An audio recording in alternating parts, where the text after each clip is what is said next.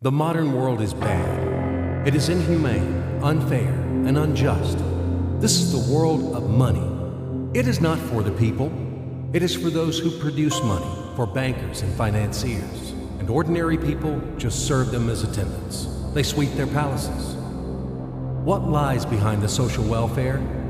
Labor. But why does the banker live in 100 and 1,000 times better than worker, than peasant? Why does wildcatter live better?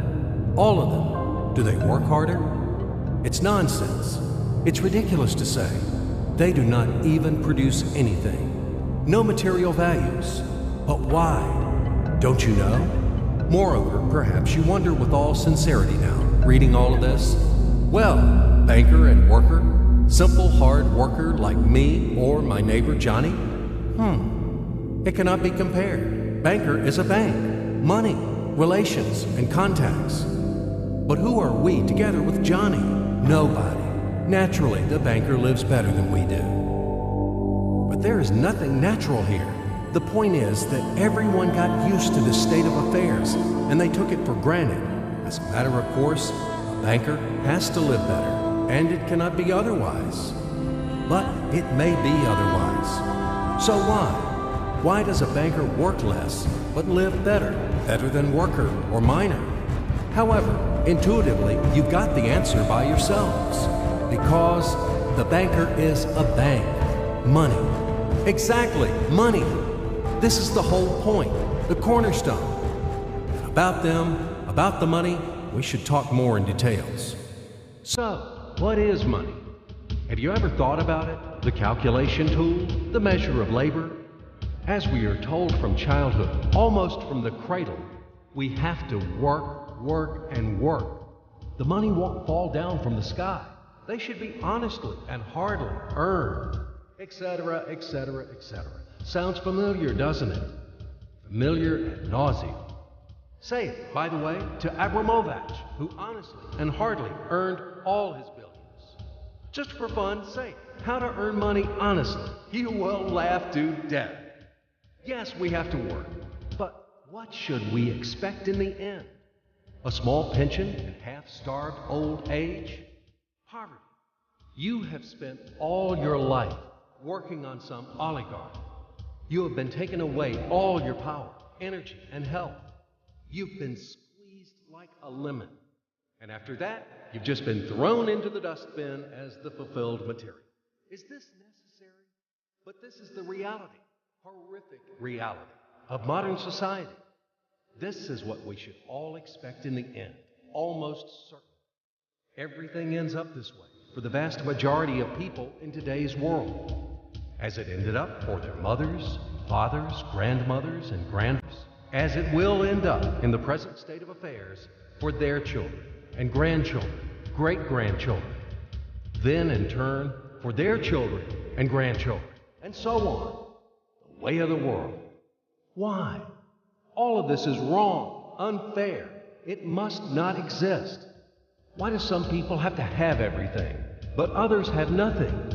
Why do some people walk in golden slippers, but the others barely make ends meet? They don't know how to feed their children, although all of them work honestly. Why does it happen? After all, we are the people, the brothers. We are equal, aren't we? Then why? Because there is a lie around us. A huge, continuous, monstrous lie. Do not believe anything that is broadcasted daily on TV by satiated and well-groomed masters of life. And people are not working. And the money is not even a measure of labor. All of this is an insolent and shameless lie. Lie, lie, lie, and lie once again. It is the news which is hung on your ears. Why do they do this? Just to make it easier to manage people. So you are oligarch now, or even an ordinary worthless deputy. Are you equal with others? In what? You live in a different way, eat in a different way, and rest in a different way. In one day, he spends more than you spend in a year. His wife doesn't even get out of Kosovo. And yours? He is treated in the best Swiss clinics. And what about you? his children and yours. Have you compared? Well, where is your equality? Perhaps you are equal in rights, aren't you? Oh, I forgot about the rights. As it is written in our Constitution, isn't it? By the way, there are a lot of things written on the fence, too. Nice and intelligent things. Read in your spare time. You will be inspired by these things. And what kind of equal rights do we have with the oligarch or the banker? I'm just curious. Right to work? Well, we have such a right in our country. Nobody argues. Work hard for the benefit of... You work hard at the factory, and he, soon quickly, as they say, to each his own. The right to elect and to be elected. Well, you can elect, of course. You're welcome. Just vote. No matter how people vote, the most important, how these votes are counted. And what about to be elected? Are you going to be elected somewhere? Do you have the money for that? Gold reserve for the election campaign? No? So breathe smoothly and relax. Come back to your factory. Continue to work hard. And do not rock the boat. The feast of life is not for you. It is for those who are more equal than you. What else is there? However, it is not the essence. There is no sense for further continuation. I hope everything is already clear. What kind of equal rights you both have, and who are more equal. It is all about universal equality and fraternity. It is figured out, I think. Now we move on to the money. We won't talk about the measure of labor. These are fairy tales for idiots. Money is not any measure of labor. Otherwise, you would live like a lord, or maybe you don't work too much. I don't know. But what is money? Shackles, fetters, chains, durable and unbreakable chains holding the slaves in subjection more reliably than any steel. What are slaves in the 21st century? Do you ask me? What slaves? You and me, all around. You, me, him, her, all of us. We are all slaves, slaves of money. More precisely, we are slaves of those who print the money. We are slaves of our masters. Nothing has been changed at all during these centuries on earth. We live so far in the slave system.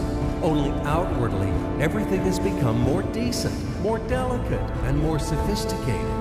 Our shackles are no longer heavy, rusty, and steel. They are invisible and weightless now. They don't seem to exist. You can go wherever you want. You can do whatever you want. You are free. But in fact, the shackles still exist. And damn, you are not free. Freedom is an illusion. Money, that's the point. Well, where can you go without money? It is not the Stone Age today. You cannot live in a cave. You cannot dress yourself in animal skins. And you cannot hunt for mammoth. And where are they, these damn mammoths? You need a house, clothes, food. And this is all about money, money, money. And once again, money. After all, everything around is just for the money. You cannot make a single step without them. But where do you find the money? That's right, you have to earn them. Do you hear? Clatter of chains, whistling of the whip, and shouting of overseers. Have you ever thought that it is immoral to sell yourself? That it is a kind of prostitution to sell your own strengths, brain, time? What is the difference from the selling of your own body? Yes, but will you object that people have to work? If everybody would stop doing their jobs, what's going to happen then? We will resettle to the caves again, and we will get dressed in animal skins, won't we? That's right. Everything is right. It is very reasonable, logical, and easy to understand. As ABC, even I understood. That's what I'm talking about. Nothing has been changed at all during all these centuries on Earth. And these convincing arguments could be heard for sure in slave society, when the slaveholders had been trying to make understand their obstinate, blunt slaves who didn't want to work for them that it is necessary to work hard. Stupid slaves! And later, quite recently, in historical times, the landlords told their serfs, after all, if you stop to work, to plow, to sow, and reap, what's going to happen then? Our society will collapse, and we will die of hunger. We will run wild. Yes, it is necessary to work, to create something useful for the society. Otherwise, society will degrade and die. But firstly, we have to work voluntarily, not for a bowl of soup, and not only in order to survive. We have to do what we like to do. And secondly, if something, once it is necessary to work, it is necessary for everyone. All people are equal, aren't they? So let everybody work. The situation when some people earn money in a mine, at the factory with salty sweat and bloody calluses, while others simply print them, sitting back and sipping expensive whiskey or brandy, is abnormal. Such a situation is not acceptable in principle, and there are no explanations and no excuses to this state of affairs. Absolutely. Money is just paper, candy wrappers. They are not backed by anything tangible, and according to that, money is simply is printed. And these candy wrappers are distributed among the slaves as wages for labor. When the slaves are given an extra wrapper, it means their salary is increased, and they are happy. Are you shocked? Alas, c'est la vie. It is our bitter reality. How is the financial world organized? It is a pyramid. The Fed, U.S. Federal Reserve System, is at the top. The Fed prints dollars. How much? As much as it wants. Of course, Fed adheres to some of its own internal rules and regulations. It tries, for example, not to print too many dollars to prevent complete devaluation of the currency, etc., etc. But in principle, Fed can print as many dollars as it wants. At least there are no external limitations for that. Absolutely, the U.S. Fed is guided solely by the reasons of expediency. The lower levels of the global pyramid are the central banks of different countries. All other local national banks are situated on even lower levels. Of course, all of this is slightly simplified, but in general, everything corresponds to reality and reflects overall picture. Why do we need banks? Speaking figuratively, banks play the role of blood vessels in the social organism. Through these vessels, the money, blood, from the heart, the central bank, enters to all its organs. Money, blood, wash these organs. They bring life to them. It's not me. You can find this information in any textbook on economics. In which connection dollars are mentioned here? In what relation does the Fed have to us, sinners? The most direct relation to us, I'm telling you. After all, dollar is the global currency. Don't you know this? Let's say Russian Central Bank, one little proud bird, cannot print rubles without permission of U.S. Fed. Absolutely not. As soon as Russia supplies oil and gas to the USA for $1 billion, it is a wagon of colored pieces of paper with pictures of great American presidents.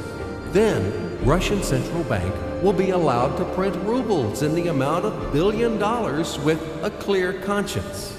This is the only way. Otherwise, Russia will be expelled from the IMF, and in general, the ruble won't be a freely convertible currency. But let it be. This is the topic for another conversation. Check my site later. Do not get distracted. Let's come back to the pyramid. Well, okay, the blood vessels wash. All of this, of course, is wonderful. But the main question is, why does the banker live better than worker? We still have no answer. So what that he has blood vessel? Shall we give him cash bonus for that or vouchers for enhanced diet? I, for example, build houses or bake bread. it is also very important. Does he work harder than me? No. Then why does he live better? And one small question in addition. I've been working and working like a damned for public benefit from morning to night. But anyway, I can't pay off the loans. And all of my friends are in the same situation. Is this normal? It is obviously wrong and unfair. This is eternal credit bondage. But whom do I owe the money to? I owe money to banks, to these blood vessels, washing all and everything. Fuck them all. I don't need this fucking washing. In short, they make fools of us. That's all. As usual, bankers take advantage of the fact that we, simple hard workers, don't have time to figure out all these tricky schemes. We have to feed our families. That's why they take advantage of this situation and ride on our backs, bastards. So don't tell me about blood vessels. We know these vessels. Just give me the gun and Easy, stay calm. And let's figure this out together, okay? Calmly and slowly. But I warn you that I have to strain your brains. It's not easy to unravel in a couple of minutes those things which have been tangled during the centuries by the best sophisticated minds of mankind. But we will try. At least we will show something visually, something from the life of modern banks. We will demonstrate everything on the live example, so to speak. You'll enjoy. So imagine the following quite unusual situation, and watch my hands. Let it be a Nick and Jane, and let it be a Mr. Smith, a banker of Nick and Jane. They both keep their money in his bank. That's why we use the title Mr. Smith, with respect. Nick really wants to buy, well, let's say Jane's bicycle, but he has no money. More precisely, he has money, but not enough, only $10, while Jane wants $100 for her precious bicycle. That's a problem. What should Nick do? Well, this bicycle is so desirable. He gives Jane his $10 as a deposit and asks plaintively not to sell the bike to anyone. He says that he will bring the rest of the money soon. At the same time, he runs to his bank, to the respected Mr. Smith, to get a loan for the missing $90. As ill luck, Mr. Smith has no money at this moment, but he knows perfectly about $10, which Nick gave to Jane. And where will Jane bring his money to? That's right. She will put these $10 in her lovely bank, to the same Mr. Smith. Therefore, Mr. Smith asks Nick to come back tomorrow, in the hope that tomorrow he will get these $10. And everything happens this way. The next day, Jane brings $10 to the bank. The bank provides Nick these $10 on credit. Nick immediately gives them to Jane. She again puts them in a bank. The bank again provides Nick these $10 on credit, etc. As long as Nick the fool will gather enough money for the bicycle. Don't you get confused yet? Be patient, I told you. These demons have been trying to confuse you during 1,000 years. These damn economists and financiers. But anyway, we will figure everything out. So what do we have in the end? Nick finally got the bike from Jane. Wow! But at the same time, Nick owes $90 to the bank, Mr. Smith, and the bank, in its turn, owes $100 to Jane. In other words, those $10, which existed initially, have magically turned into $200, $190 of debts plus real $10. But these $10 would also turn into $1,000, even in $1 million or $1 billion, if Nick would make a more expensive purchase. In this case, our $10 would make the increasing number of its cycles, circuits from hands to hands. That's it. So, what happens in today's world? SOS! It appears that banks also make money out of thin air and multiply them. Not only Fed can produce money, but banks either. In short, everybody can do this, except you and me. We are not in the business at this celebration of life. I would like to print or draw some money as well. In fact, these banks multiply money without any control. And we're still wondering why the banker lives better. What are naive fools are we? Now it is clear why. The one who produces the money, of course, lives better. But this is not enough. From this moment, poor Nick will never be able to repay his debts owed to the bank, no matter how hard he would work. Silly Nick doesn't know it yet, that he's in slavery to the bank, in credit bondage forever, because those $90 which he owes to Mr. Smith do not exist in nature at all. Sly Mr. Smith made his money out of nothing. He created them out of thin air, just one click. And $10 turned into $200. Yes, but you can object reasonably that the bank itself owes $100 to Jane, and it turns out that bank is in credit bondage to Jane, and it won't be able to repay its debts owed to Jane either. So where's the bank's profit? What's the trick?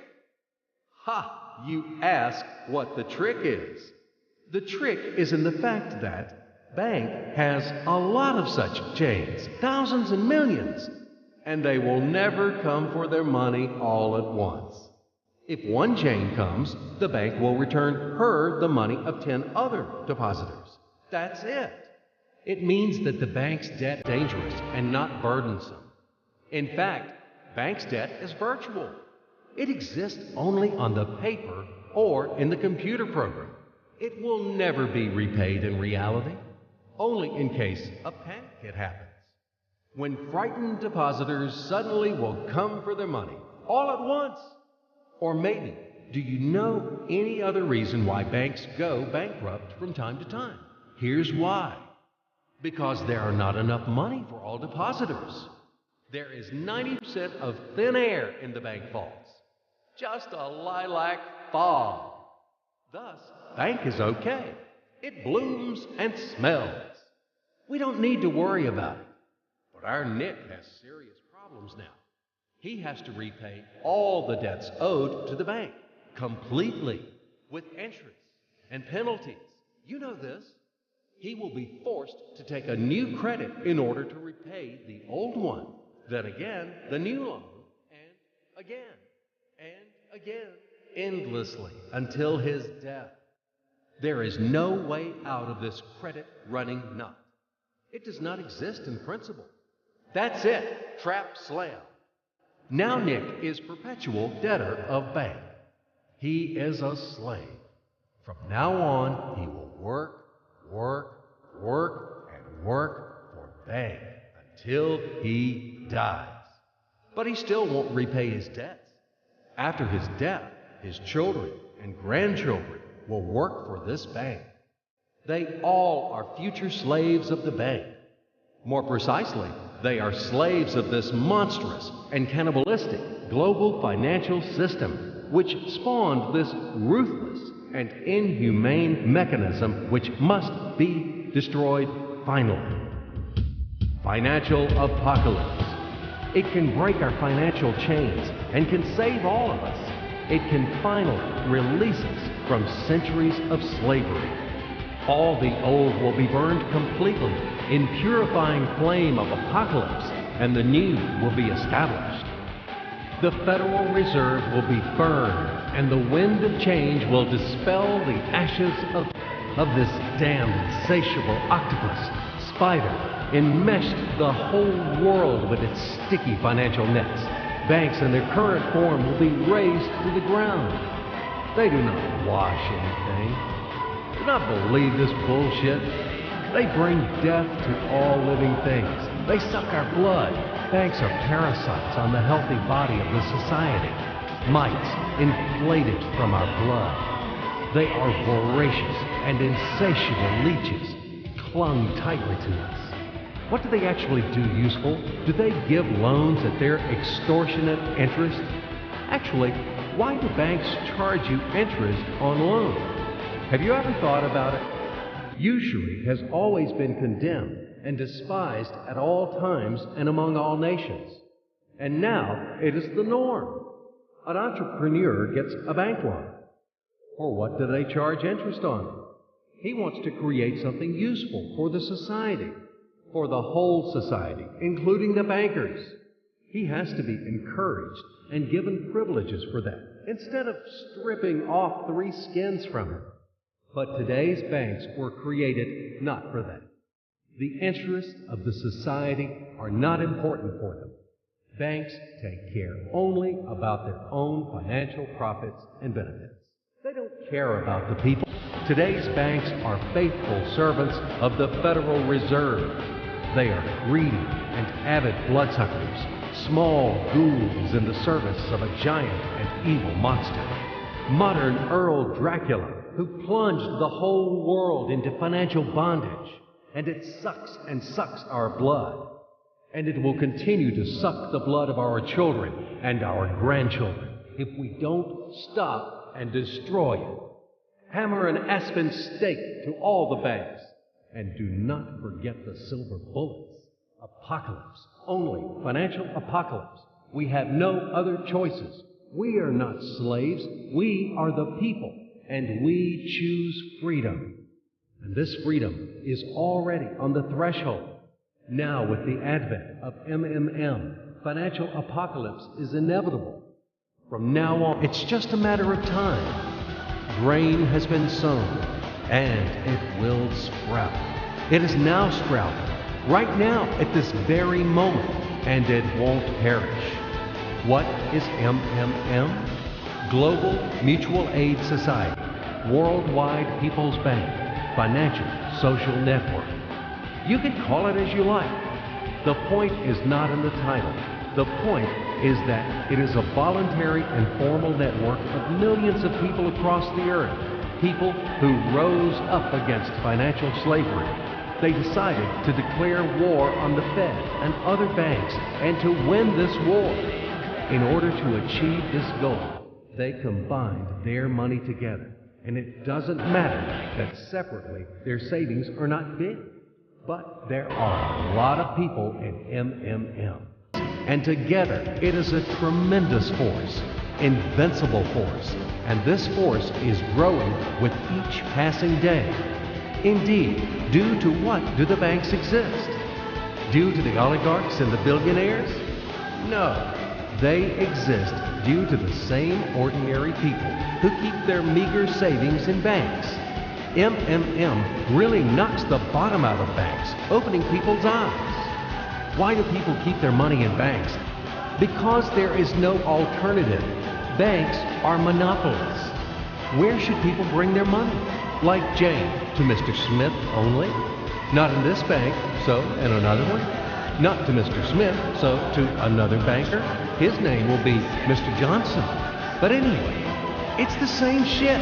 All of them are tarred with the same brush. All of them are native kids of kind and solicitous mother spider named Fed. They are little spiders. And now we have finally an alternative.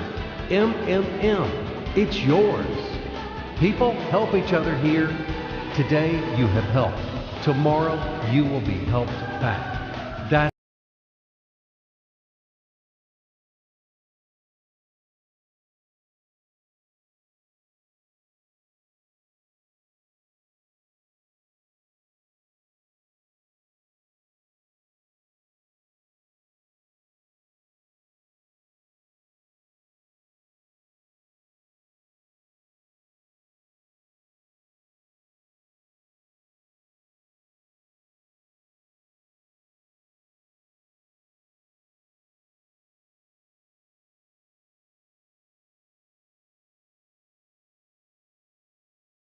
and then they take them back, as much as needed, as much as they need at this very moment. They do not seize, but they just take.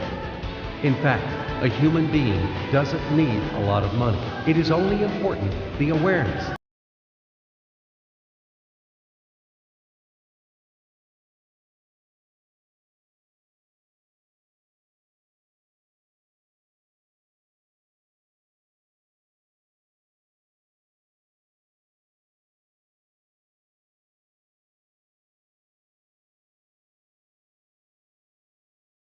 is the unit of a new society, a brighter and cleaner society. It is the unit of the new world, where the money won't exist, where everything will be different, honestly and fairly. There will be no slaves and no masters, and everyone will work for pleasure and for the benefit of society.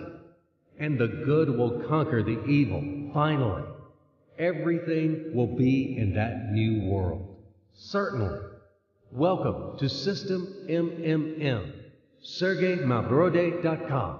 We are waiting for you. We can do a lot. We change the world, and we will change it. Everything will be MMM. Financial apocalypse.